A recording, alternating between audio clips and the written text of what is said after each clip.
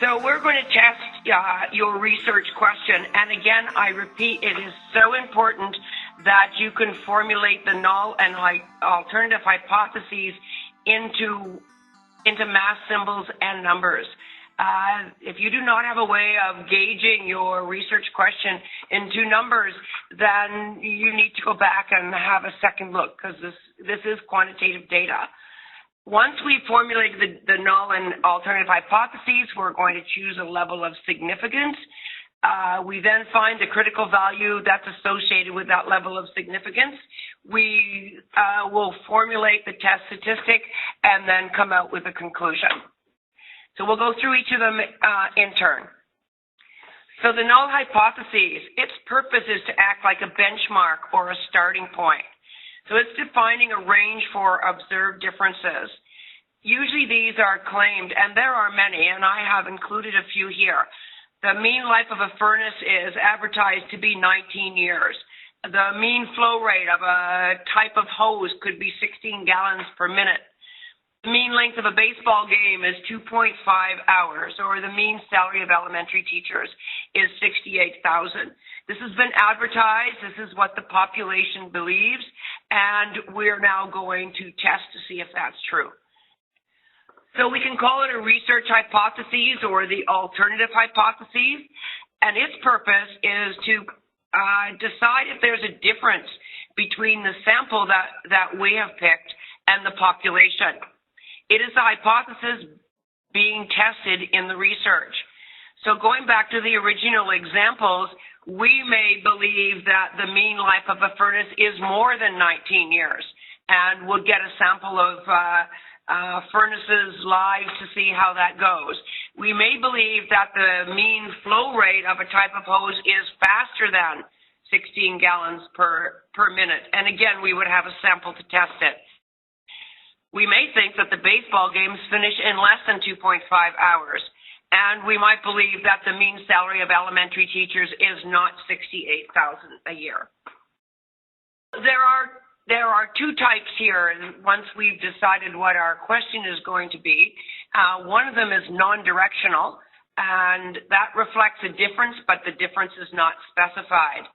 So in the research question to do with elementary school teachers, it may have read something like this: the national-wide mean salary of elementary teachers is recorded as $68,000 per annum.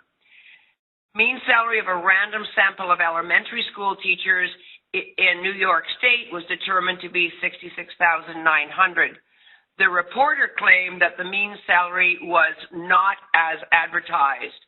And here would be two tails. So we have our null hypotheses saying the mean is equal to 68,000, and we have an alternative or research hypothesis that states the mean is not 68,000.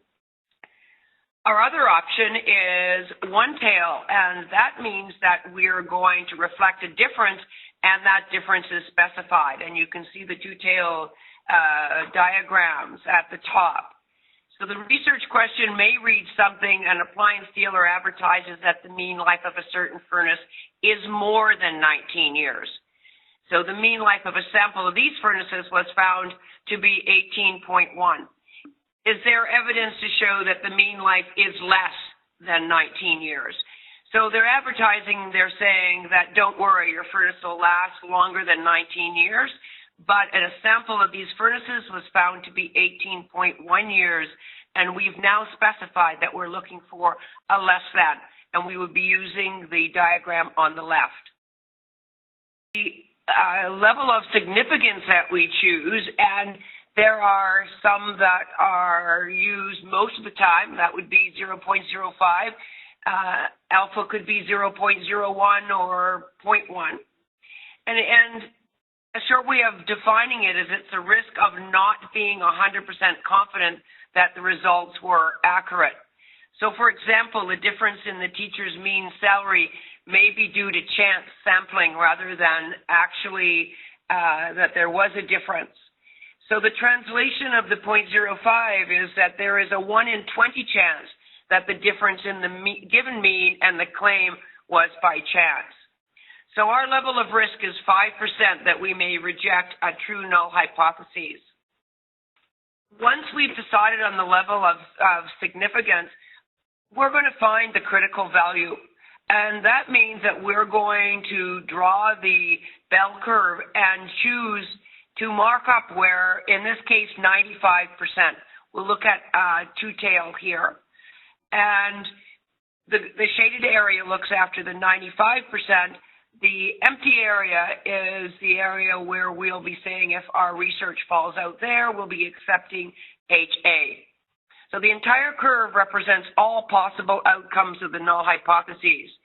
The critical value in our case is the point beyond the 5% chance of occurring. For our example, the critical value is plus or minus 1.96, almost 2 standard deviations away from the mean. If our test statistic falls in the shaded area, then the null hypothesis is the best option.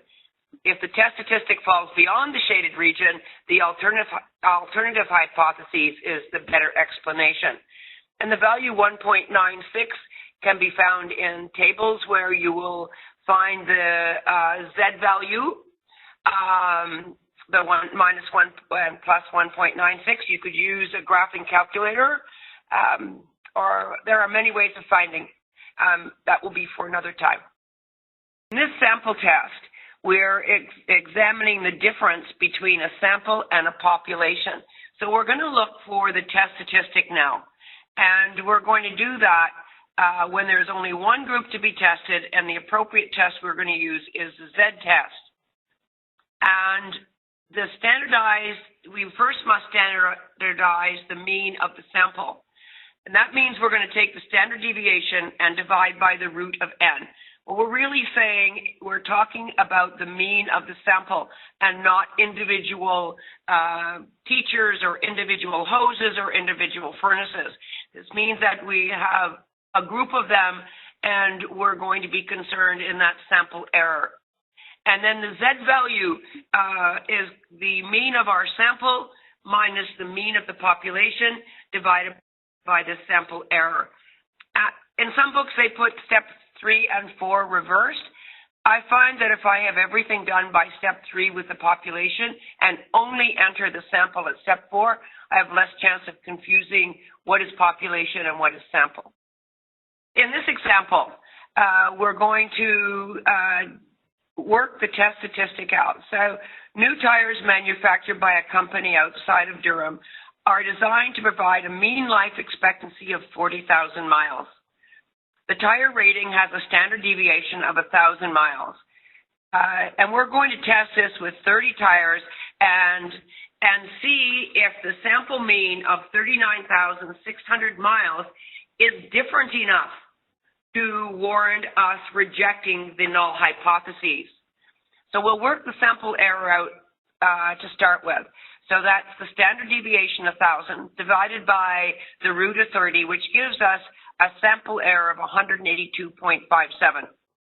From that, we're going to work out the test statistic. So we take the sample mean, which was 39,600, subtract the population mean, and divide by 182.57. And we end up with a test statistic of minus 2.2. In our conclusion, we're saying if the test statistic is more extreme than the critical value, then the null hypothesis is rejected. If the test statistic does not exceed the critical value, the null hypothesis is accepted.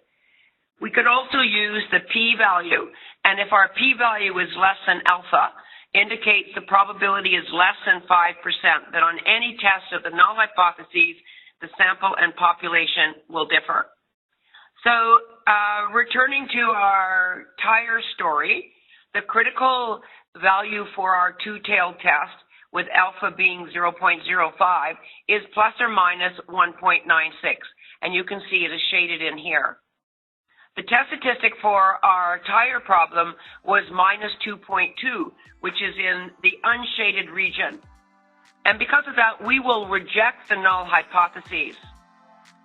We could also look at the p-value, and you can find that value by looking in the center of your tables and reading the Z value on the edge, or you can use the graphing calculator, and I've included the output from the graphing calculator here. P-value is 0.03, which is less than our 0.05. So again, it's telling us to reject. And the p-value and the test statistic must tell us the same answer. So the tire life is not 40,000 miles.